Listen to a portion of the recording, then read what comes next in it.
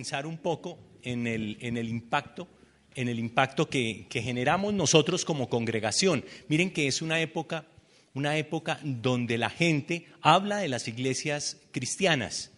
La gente dice, por ejemplo, ustedes que han escuchado, ayúdenme a construir un imaginario de la iglesia cristiana. Yo he escuchado, por ejemplo, que en las iglesias cristianas abusan de la gente, les quitan la plata, casi que les meten la plata al bolsillo. ¿Sí han escuchado eso? Uy, no, uno por uno, por favor. Yo tengo un problema con la cabeza, no capto más de una palabra a la vez. ¿Qué otra cosa? O sea, que son sectarios, que son radicales, que son anticuados, que tienen doble moral. Que una cosa es lo que dicen y otra cosa lo que hacen. O sea, ¿han escuchado esas cosas de nuestra iglesia cristiana? Y miren que la verdad, yo siento dolor cuando escucho comentarios inapropiados, comentarios a veces generalizados. Sí, sin lugar a duda, hay iglesias que empiezan a esclavizar a las personas. Hay iglesias que les dicen, mire, usted tiene que hacer esto, tiene que hacer aquello, tiene que meterse con esta persona, no se puede pintar de esta manera, no se puede poner esta ropa, y esclavizan a la gente, cuando el evangelio que nosotros predicamos es un evangelio de libertad. O sea, ¿cómo realmente nosotros podemos llegar a ser un ejemplo para nuestro entorno? Porque el ejemplo que producimos es creado por cada uno de nosotros, y en grupo hacemos una sola fuerza. Cada uno de nosotros está llevando el ejemplo a donde quiera que vayamos. O sea, usted es el embajador del nombre de Cristo donde va, con su vecino, con su compañero de trabajo, con su compañero de estudio, con su amigo, con su amiga. Usted está diciendo, yo soy embajador de Cristo. ¿Sí? Usted es protagonista de ese álbum. Y vamos a tomar una foto, el Señor está y va a quedar en ese álbum. ¿Listos? Entonces vamos a mirar qué aprendemos de Tesalónica. Para eso vamos a coger un texto. El texto es Primera de Tesalonicenses, capítulo 1, versículo 3 en adelante. Si alguien necesita Biblia, le podemos prestar. Entonces levante su mano y aquí con gusto se le facilita. ¿Todos ubicados?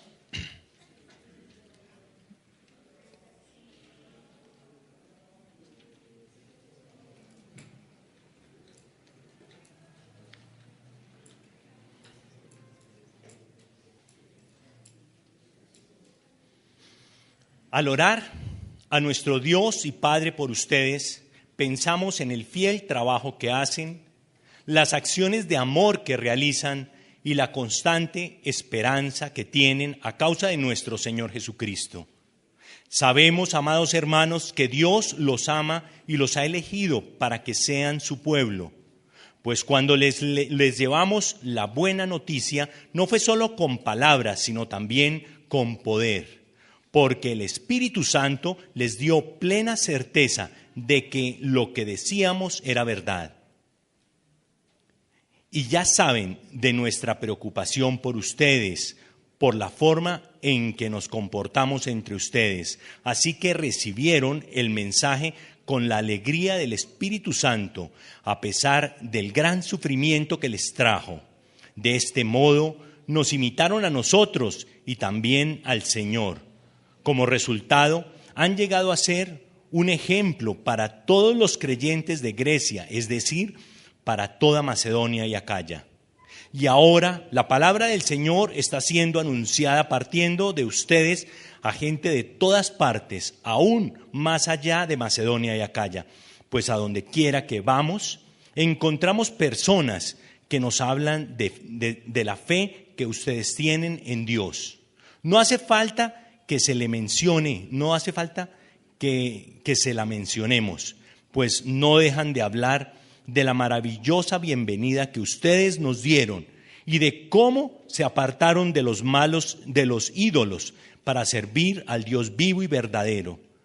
También comentan cómo ustedes esperan con ansias la venida desde el cielo del Hijo de Dios, Jesús, a quien Dios levantó de los muertos. Él es quien nos rescató de los horrores del juicio venidero. Vamos a orar.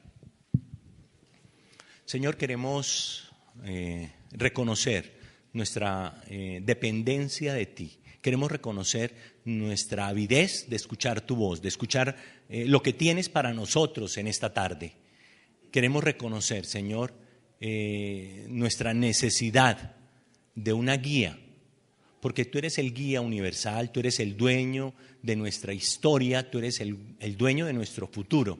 Y hoy, Señor, derramamos nuestras cargas, nuestras necesidades, nuestros sueños en ti, Señor.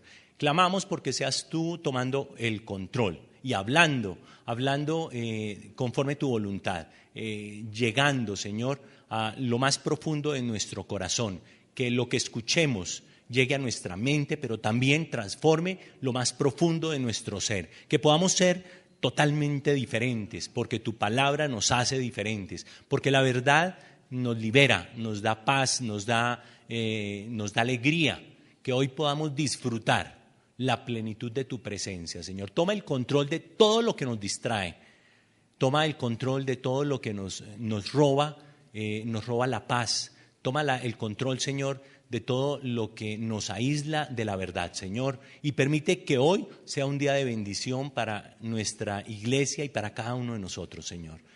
En el nombre poderoso, nuestro Señor Jesucristo. Amén.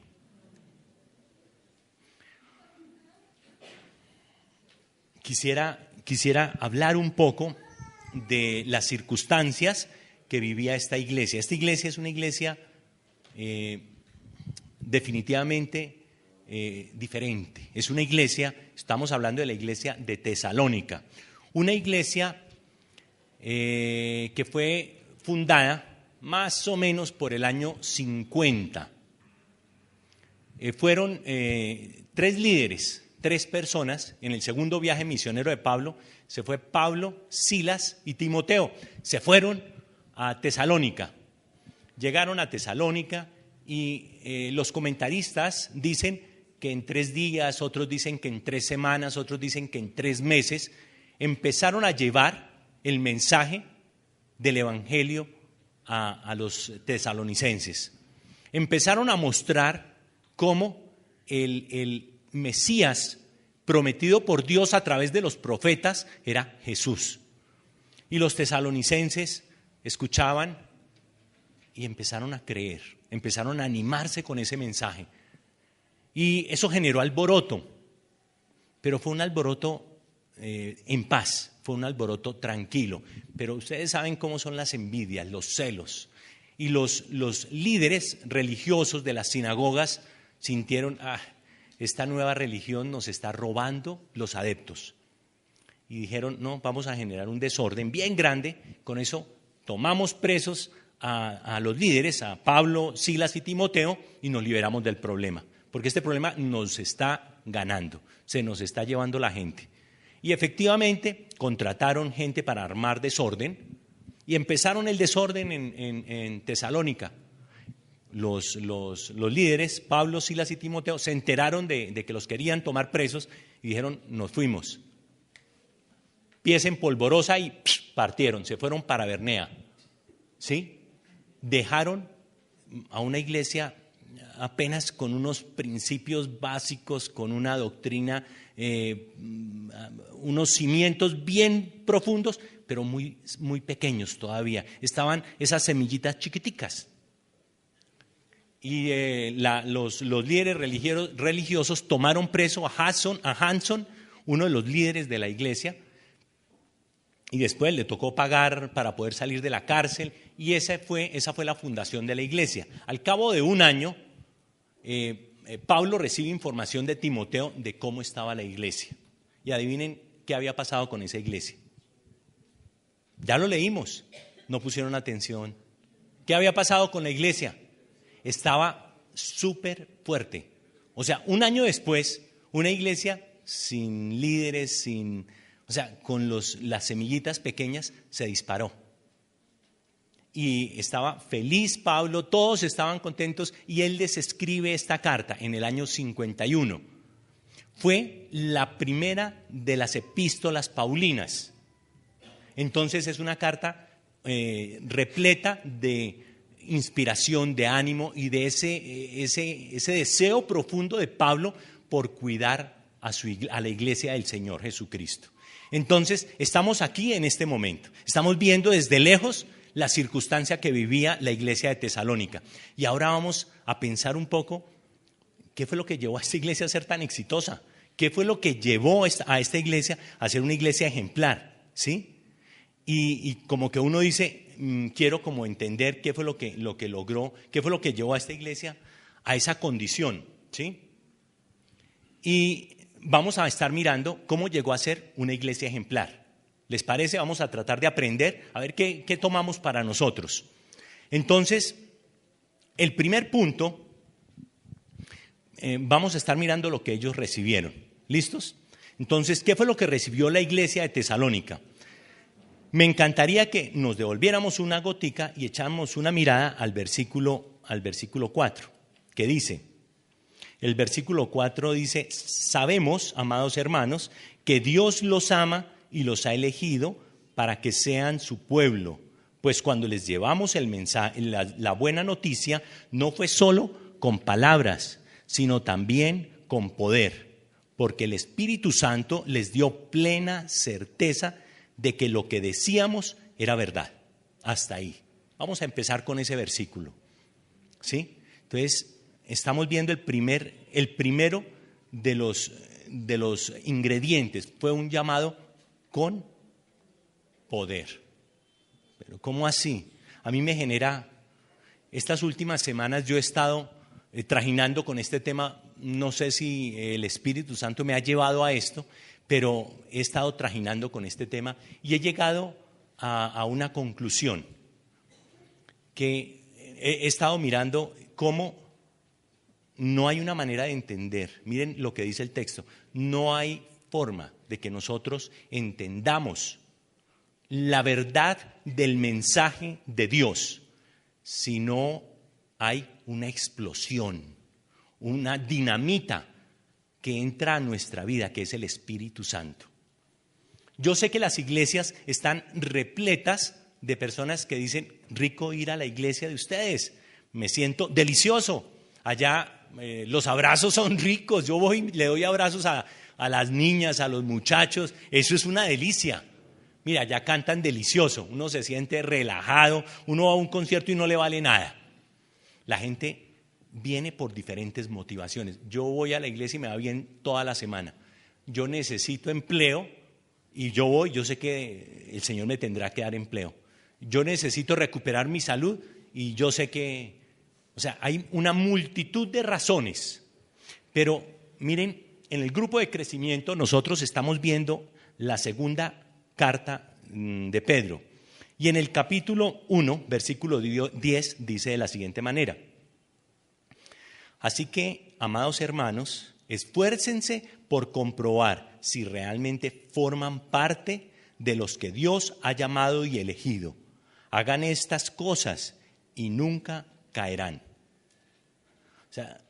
Enseguida yo digo, la invitación que está haciendo Pedro es pilas, verifique si usted es o no creyente. Miren que a mí me da dolor que vengamos, que perdamos el tiempo de alguna manera.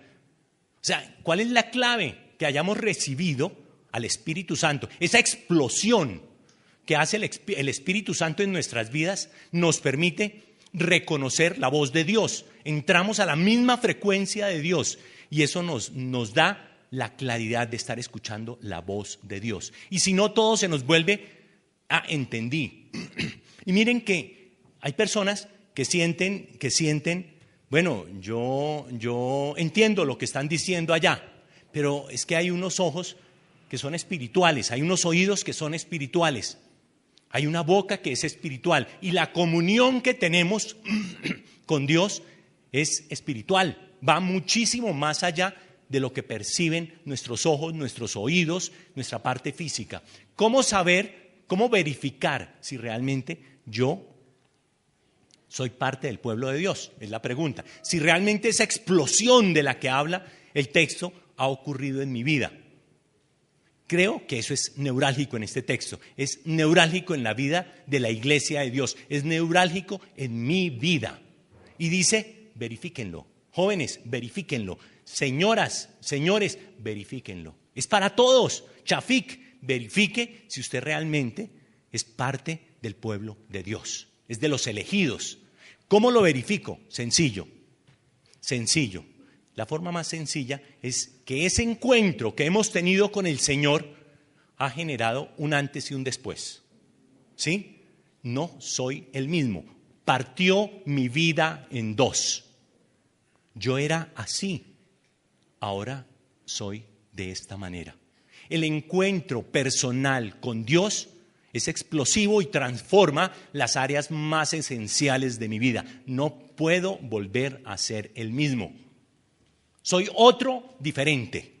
Esa es la primera característica que nos puede ayudar a entender por qué la iglesia de Tesalónica se convirtió en una iglesia ejemplar. ¿Listos? ¿Es claro? Primera característica, es un llamado con poder. La segunda característica es un llamado a la alegría. Entonces, esto es versículo 6, muy bien, ustedes son repilos. Así que recibieron el mensaje con alegría del Espíritu Santo. Creo que esta es otra de los llamados a mirar el sentimiento que nos despiertan las circunstancias de la vida. Miren lo importante que es. El llamado viene con poder, pero también viene con alegría, a pesar de las experiencias que vivimos, a pesar del sufrimiento, a pesar de todo lo que el entorno nos muestra. Definitivamente un ejemplo para nosotros es esa iglesia de Tesalónica. Esa iglesia, a pesar de ellos, imagínense ustedes una ciudad cosmopolita, con mucha ciencia, con gente de todas partes, repleta de dinero, repleta de lujuria, repleta de idolatría. Una iglesia en esas condiciones, una ciudad en esas condiciones, convierte a los miembros de esa ciudad en eso, en personas dadas al hedonismo, a la cultura de la ciencia, a muchas cosas. Y de pronto llega ese remanente, ese pequeño grupito de tesalonicenses y empiezan a vivir experiencias nuevas. Y esas experiencias nuevas les producen el rechazo colectivo. O sea, nosotros no los queremos acá. Ustedes nos ensucian, nos contaminan. Yo no quiero que usted haga parte de mi grupo.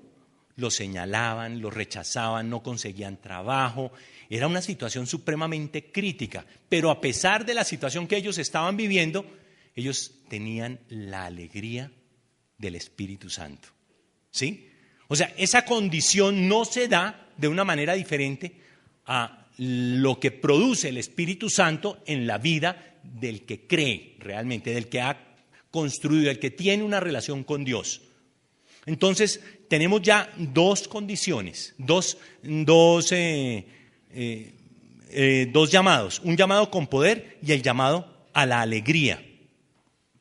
Vemos también de lo que recibieron los tesalonicenses, que podemos nosotros tomar, es un ejemplo de amor. En el versículo 5 nos muestra cómo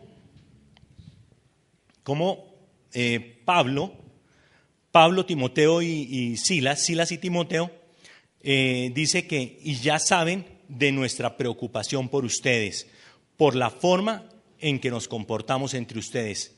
Entonces, de hecho, uno piensa en la forma en que se entregaron Pablo, Silas y Timoteo. Estos hombres que dejaron todo para venirse a una ciudad desconocida a hablar del Señor Jesucristo, hablar del Mesías del Antiguo Testamento en Jesús, vienen a entregarse por los demás, a preocuparse por los tesalonicenses, a entregar su tiempo, a entregar sus ideas, a entregar su conocimiento, a entregarse sacrificialmente. O sea, yo creo que eso es el amor. O sea, el amor es una entrega incondicional. Y ellos, los líderes, estos 3 líderes, Pablo, Silas y Timoteo, fueron a mostrar el amor del Señor a los tesalonicenses. Y ellos tomaron eso. Ese fue el tercer elemento que ellos aprovecharon, ¿sí? O sea, aprendieron a amar a través del servicio a los demás. Vamos avanzando. Entonces vemos poder, alegría, amor, pero también sufrimiento. En el versículo 6 nos habla del sufrimiento que ellos vivieron. Versículo 6, así que recibieron el mensaje con la alegría del Espíritu Santo a pesar del gran sufrimiento que les trajo. O sea, no solamente sufrió Pablo, Silas y Timoteo, porque pues ellos eran perseguidos por el mensaje, eran discriminados por el mensaje, sino también la iglesia de Tesalónica recibió sufrimiento. O sea, no les quepa la menor duda que esta iglesia primitiva tuvo que dejar muchas cosas. Muchas veces tuvieron que dejar a la familia, tuvieron que dejar el trabajo, tuvieron que dejar la comodidad, tuvieron que dejarlo todo por Cristo, ¿sí? Entonces, y yo a veces creo, nosotros estamos mal acostumbrados. O sea, para nosotros, cualquier pequeño sacrificio es gigante. Uy, hoy está haciendo frío, ¿yo qué voy a ir? Hoy está haciendo mucho calor, yo estoy cansado, yo prefiero no ir, quiero dormir, ¿sí? Yo prefiero, y hay un sinnúmero de circunstancias donde nosotros somos muy importantes porque nosotros somos protagonistas, nosotros somos embajadores, nosotros somos la expresión de Dios, de amor para la gente, para el mundo. Cuando hay alguien que necesita una visita, cuando hay alguien que necesita ser escuchado, cuando hay alguien que necesita ser visitado, cuando hay alguien, cuando hay enfermedad, hay un sinnúmero de circunstancias donde nos necesitan, cuando nos reunimos, cuando pedimos un tiempo de oración. O sea, hay una multitud de circunstancias donde definitivamente nosotros necesitamos ser protagonistas. Eso implica sufrimiento. O sea, y eso que nuestro sufrimiento es minúsculo comparado con el sufrimiento que vivió la iglesia primitiva. Y hay muchos lugares del mundo donde viven grandes sufrimientos, persecución, decapitación, lapidación. Siguen viviendo en los países musulmanes, viven persecución los creyentes. Entonces, a nosotros nos toca muy suave. Y lo poco que tenemos que hacer, no lo hacemos. O sea, no estamos dispuestos a sufrir nada. O sea, eso no es para nosotros. Pero siempre, cuando nosotros miramos esa cadena, esos eslabones que se pegaron de sufrimiento en la historia, el llamado es, nosotros definitivamente estamos llamados a sufrir. Cuando miramos qué fue lo que hizo Dios, entregó a su Hijo por nosotros. ¿Ustedes no creen que eso produjo sufrimiento? Entregar a su propio Hijo. Cuando vemos lo que hizo el Señor Jesucristo, dio su vida por nosotros. ¿Ustedes no creen por enemigos de Él, por pecadores? Él dio su vida por usted y por mí. Él se entregó. Pablo, cada uno de esos líderes del primer siglo dieron su vida de manera total, íntegra, por usted y por mí. ¿Sí? Y hoy a nosotros nos toca de alguna manera también producir para el mundo. O sea, nosotros estamos llamados a que el mundo conozca del Señor Jesucristo. Y lo poco que nos pide, qué vergüenza ir a hablar de Cristo, no me da pena, a mí me da mucha pena. O sea, empezamos nosotros a colocar barreras. No, es que si yo voy y sirvo, como que eso no está bien, ¿sí? O sea, yo creo que somos llamados nosotros a sentir el privilegio y el orgullo de ser llamados por el Rey de Reyes. O sea, nosotros somos embajadores del reino más importante, el reino de los cielos. Ustedes se han revestido de esa identidad. Cada uno de nosotros es un miembro de ese reino. Somos demasiado importantes. pertenecemos a un grupo muy selecto, el reino de los cielos. No es demagogia, no es carreta, es real. Nosotros somos demasiado importantes. O sea, estamos revestidos de una autoridad especial. Siéntanlo, sintámoslo. Listos, avanzamos. Pero no solamente hubo sufrimiento. Entonces, ellos recibieron un llamado con poder, recibieron un llamado a la alegría, recibieron amor como ejemplo, recibieron sufrimiento como ejemplo, pero también recibieron el evangelio. En el versículo 5 nos dice cómo ellos recibieron el mensaje del evangelio. O sea, la gran preocupación de Pablo era que cada una de las ciudades pudieran recibir el mensaje del evangelio. Y él se esforzó en esa tarea. Y los demás miraban lo que ellos hacían, lo que hacía Pablo, Silas y Timoteo. Decían, yo quiero ser como ellos. O sea, esa pasión que despertaba el evangelio, esa pasión que debe despertar no solamente en ellos, sino también en nosotros, esa pasión de compartir del Señor Jesucristo. Y ellos lo hacían. Esos 5 elementos, esas 5 experiencias fueron las que recibieron los tesalonicenses. Y ahora en el segundo punto vamos a mirar qué dieron. No hay que olvidar ese contexto. Nosotros no nos podemos apartar del contexto. El contexto era una iglesia naciente, una iglesia muy joven que se quedó sin líderes. Y a pesar de no tener líderes, a pesar de haberse quedado pequeñitos, con muy poco conocimiento, lo que tenían, lo que sabían y lo que podían, lo hicieron. Y lo hicieron de manera apasionada. Creo que lo que a nosotros nos enamora nos apasiona. O sea, no hay otra manera. ¿Listos? En el segundo punto fue lo que ellos hicieron. Entonces, todo eso que ellos hicieron, lo que ellos recibieron, transformó la vida de la iglesia de los tesalonicenses. ¿Y qué dieron?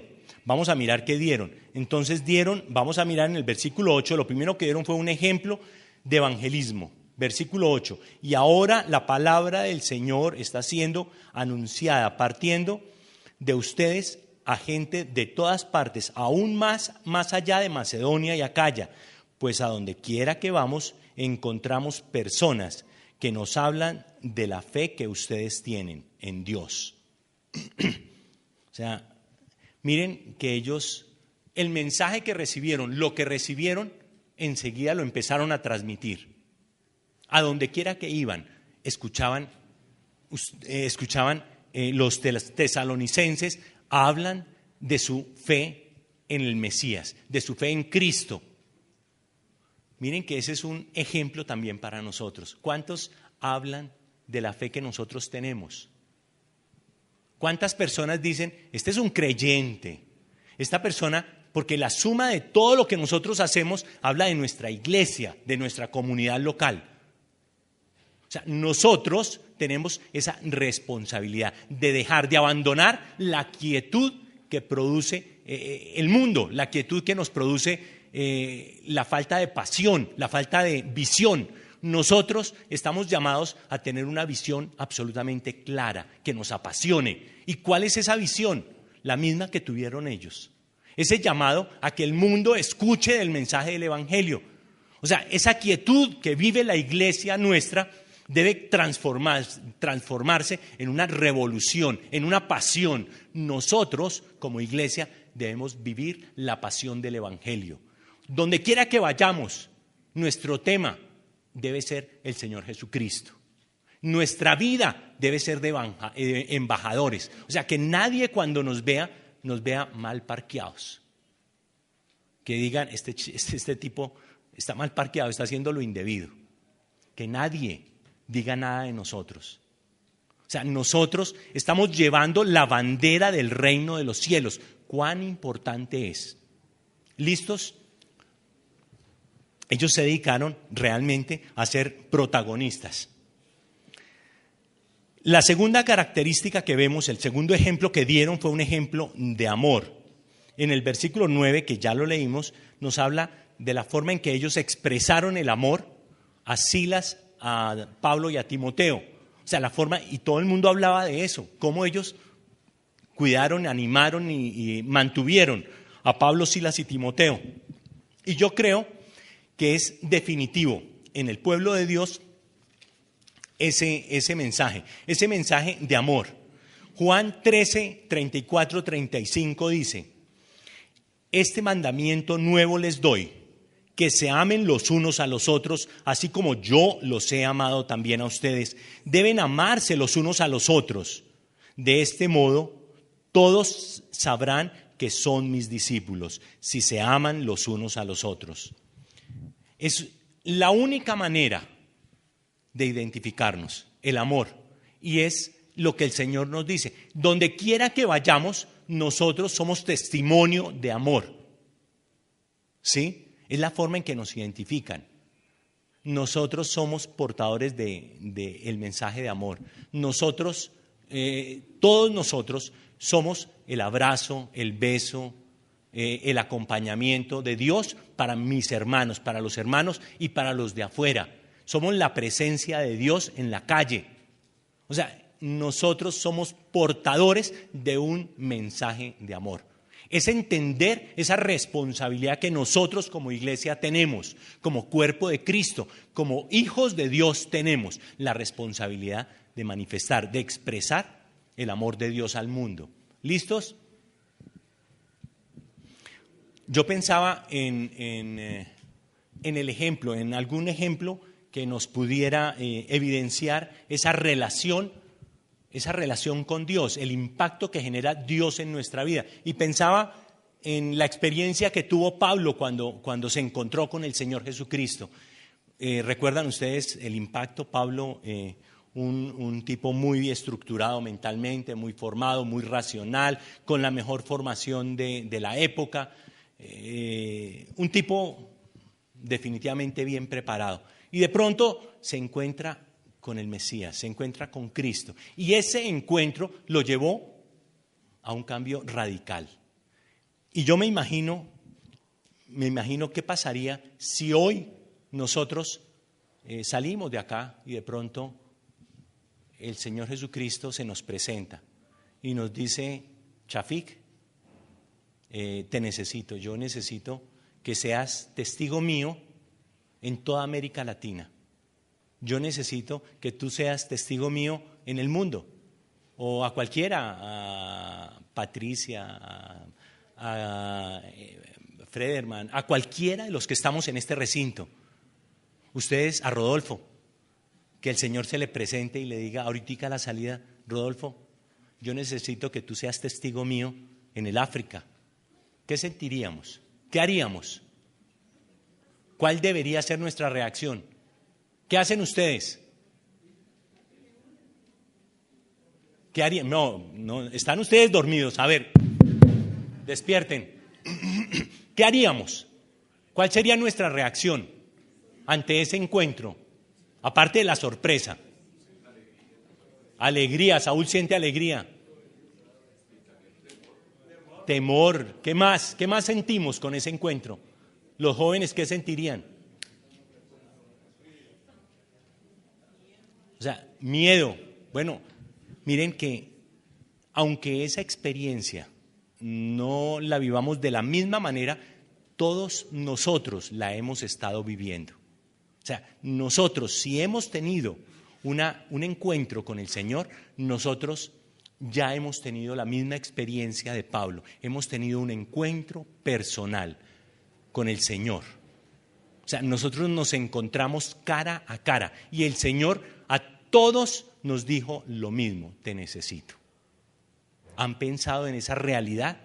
Si usted realmente ha tenido un encuentro con el Señor ya le dijo a usted: te necesito.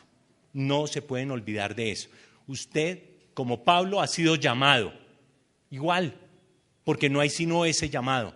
El Señor nos ha llamado a todos nosotros a ser testigos, donde quiera que estemos. Ese llamado ya nosotros lo tuvimos. Y seguimos avanzando. Los tesalonicenses también dieron un ejemplo de arrepentimiento. En el 9b nos dice, versículo 9b, dice, versículo 8, versículo, donde quiera que vamos, tienen personas que nos hablan de su fe. Bueno, listo. No hace falta que se les mencione, pues no dejan de hablar de la maravillosa bienvenida que ustedes nos dieron y de cómo se apartaron de los ídolos para servir al Dios vivo y verdadero. O sea, los tesalonicenses cambiaron esa idolatría por el seguir al Dios vivo y verdadero. Y de eso se hablaba. El mundo de la época hablaba de eso, de ese cambio en la vida de los tesalonicenses. Nosotros hoy también necesitamos que se diga de la iglesia Ciudad Salitre, ellos abandonaron sus ídolos. ¿Cuáles son los ídolos nuestros hoy? Ayúdenme, el dinero. ¿Cuál otro ídolo tenemos? El trabajo. ¿Cuál otro? El estudio, el conocimiento. ¿La qué? Las ambiciones. ¿Qué otras cosas? Miren que es una época donde, ¿qué dices? La tecnología termina siendo también un ídolo. Miren que convertimos en ídolo al esposo. Es que mi esposo es perfecto. Así dice mi esposa. No, mentiras. Los esposos convierten también a las esposas. No, es que mi esposa es una santa. Ella es lo más lindo que... También lo digo.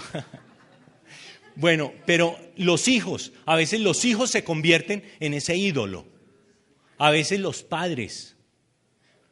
A veces hay un sinnúmero de atracciones que terminan robándonos realmente a nuestro Señor como prioridad en la vida. Es esencial que nosotros reconozcamos que el primero en nuestra vida es el Señor. ¿Sí? ¿Y cómo se evidencia esa prioridad? ¿Cómo se evidencia que Él es el primero?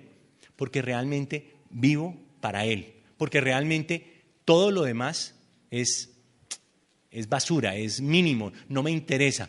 Que se fue, que se acabó. Lo único que realmente necesito es mi comunión con el Señor.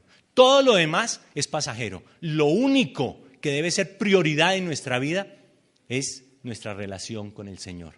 Y hay tentaciones por todas partes. Yo creo que si hay una época que tiene tentaciones es esta, más que cualquier otra, porque la información nos bombardea, los medios de comunicación, las redes, a toda hora nos están bombardeando. ¿Ustedes van a votar sí o no al plebiscito? Miren, estoy seguro que si nos agarramos, nos mechoneamos, empezamos a mirar cualquier tema con pasión, nuestra pasión es el Señor. Nuestra pasión, miren que ese tema sí, por favor, no es el sitio ni el momento. O sea, nuestro único tema, nuestra única prioridad es el Señor Jesucristo. ¿Listos? Es ahí donde se ve realmente que Él se convierte en lo que nosotros necesitamos, nuestra comunión con Él. ¿Listo? Y lo demás pasa a un cuarto, quinto, 10º lugar. ¿Listos? Y por último, ¿qué otro ejemplo vemos que dieron los tesalonicenses? Un ejemplo de esperanza. Versículo 10. También comentan cómo ustedes esperan con ansias la venida desde el cielo del Hijo de Dios, Jesús, a quien Dios levantó de los muertos. Él es quien nos rescató de los horrores del juicio venidero. Miren que ese ejemplo que ellos dieron es un ejemplo esencial. Ustedes saben cuántas veces se habla de el Mesías que vuelve, la segunda venida del Señor Jesucristo en la Biblia. Se repite más de 40 veces en el Nuevo Testamento. ¿Sabían eso? Y pareciera que para nosotros en esta época es un mito. La gente dice, eso se está diciendo desde hace 2000 años. Usted sí es infantil, ¿no? Eso es un mito, o sea, no sea tontico. Miren, cuidado. Nosotros debemos vivir hoy como si el Señor viniera esta noche. Nosotros debemos obrar, trabajar y pensar como si el Señor viniera esta noche. Ese es el secreto. El Señor vuelve y está por venir. Maranata, Él ya viene. Ven, Señor, Él está por llegar. Y así debemos vivir el día a día. No podemos seguir en esa actitud mitológica de pensar que el Señor, eso era carreta, el Señor no va a venir. Si el Señor lo dijo, la palabra es verdad. La palabra no falla en absolutamente nada. No hay nada más seguro que lo que dice la Escritura. Si el Señor dijo, yo voy, el Señor viene. Y el Señor, debemos vivir el día a día como si el Señor viniera esta noche. Hoy viene el Señor. ¿Qué haríamos? ¿Cómo viviríamos? ¿A quién le compartiríamos? ¿Cómo serían nuestras expresiones de amor? Verificaríamos, como dice Pedro, que nuestra relación con Dios es seria, es cierta, es verdadera. Yo creo que esos son cuestionamientos que nosotros nos tenemos que hacer permanentemente. Como creyentes debemos hacerlo, debemos ser serios, porque lo que Él nos pide es una iglesia ejemplar. Que cuando se monte ese álbum que vimos en el videíto, ese álbum, me diría Luisita Caviedes, ese videote, porque ella lo hizo, pero muy chévere. Entonces, ese video que nos produjo, tan lindo que nos produjo Luisita, nosotros somos parte esencial y nosotros vamos a hacer testimonio en ese álbum. Ustedes, las fotos de ustedes van a estar en ese álbum, lo que hicimos y vivimos el día a día esperando al Señor. El Señor viene hoy, el Señor está por llegar y lo vivimos intensamente pensando en un mundo perdido. El Señor está por llegar. Esa debe ser nuestra actitud. Y vamos concluyendo. Miren que el versículo 3, que no lo trabajamos, tiene el resumen. ¿Qué dice el versículo 3? Al orar a nuestro Dios y Padre por ustedes, pensamos en, primero, el fiel trabajo que hacen. El fiel trabajo que hacen. La oración de Pablo por los tesalonicenses era una oración que reconocía lo que hacían los tesalonicenses. Una iglesia incipiente, una iglesia con poco conocimiento, pero con una relación con Dios intensa y repleta de deseos de que el mundo conozca que Jesús es el Mesías. Primera característica. Segunda característica, las acciones de amor que realizan. Miren que ese es el mayor testimonio que nosotros como pueblo de Dios hacemos, es las acciones de amor. O sea, amar es sacrificial, amar es darnos, es derramarnos a los demás, es entregar nuestra mejor parte, nuestras mejores ideas, nuestros mejores pensamientos, nuestros mejores sentimientos, nuestro mejor trabajo para los demás, para que los demás puedan llegar al pleno conocimiento del Señor Jesucristo. Ese es el trabajo más importante que nosotros realizamos. Tercero, la constante esperanza que tienen a causa de nuestro Señor Jesucristo. 3 elementos. La tercera, obviamente, es de la que estamos hablando. El Señor nos va perfeccionando. No les quepa la menor duda que el Señor, antes de que partamos de acá, nos va a dejar perfectos. Pero también nuestra labor, Él prometió eso y Él lo cumple. Pero nuestra labor también es vivir esperando la segunda venida. El Señor ya viene. No se les olvide, ya viene. Y por eso se vuelve urgente, se vuelve prioritario en nuestras vidas hacer lo que nos corresponde. Ese es el llamado, para que nosotros tengamos una historia para contar. Ese es el llamado que nosotros tenemos. Cada uno de nosotros es protagonista. Y esas fotos, todas estas fotos y las que tomemos de aquí en adelante van a completar ese álbum fotográfico, ese álbum de recuerdos de amor, para que otros reciban del amor y den amor a otros.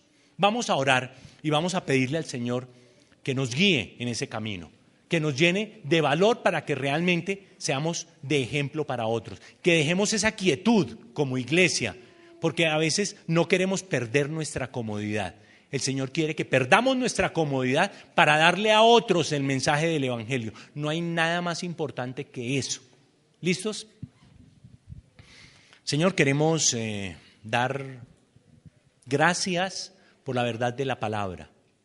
Y hoy con profunda debilidad, con humildad te pedimos, Señor, que nos lleves de tu mano en medio de nuestras debilidades, de nuestra incapacidad, de nuestros pecados, que nos lleves de tu mano para que realmente podamos ser ejemplo para un mundo perdido. Señor, que tomemos de la experiencia de la iglesia de Tesalonicenses y aprendamos, Señor, que es muy importante vivir para ti, que, Señor, nuestro foco en la vida seas tú, que no hay una manera diferente de contar las historias. O sea, si nosotros queremos realmente ser protagonistas, debemos involucrarnos, debemos dejar la comodidad, debemos empezar a pensar que tú eres el Rey de Reyes, tú eres el Señor de Señores y nosotros somos tu pueblo, nosotros somos tu rebaño, nosotros somos tus embajadores, Señor. Y que donde quiera que vayamos, seamos nosotros testimonio para un mundo perdido. Señor, que podamos amar como tú nos has amado, que podamos servir como tú nos has servido, que podamos, Señor, dejar nuestros pecados, dejar nuestra idolatría, dejar nuestras motivaciones inadecuadas para que nos unamos a tu motivación, a tu interés y a tu voluntad, Señor. Ayúdanos en medio de nuestras debilidades, ayúdanos en medio de un mundo repleto de tentaciones que nos impide caminar en tu voluntad siempre, Señor. Señor, no hay nada más trascendental que unirnos a tu plan, a tu proyecto, Señor. Señor, queremos dar gracias porque tú nos hablas siempre a través de la palabra, Señor. Y hoy tú nos estás hablando a cada uno de nosotros. Tú nos convences de dejar la comodidad. Tú nos convences de abandonar lo que no está bien y buscar el camino de la verdad. Y siempre, Señor, reconocer que estamos revestidos de autoridad y de poder para compartirle a otros del mejor mensaje, del mejor proyecto que alguien puede conocer en esta vida, Señor. Señor, que tu palabra transforme lo más íntimo de nuestro corazón, que no solamente sean las razones que escuchamos, sino la convicción en nuestro corazón de una vida diferente, Señor. Señor, te damos gracias porque sabemos que tú nos escuchas, tú estás en este momento disfrutando, Señor, el hablar con nosotros.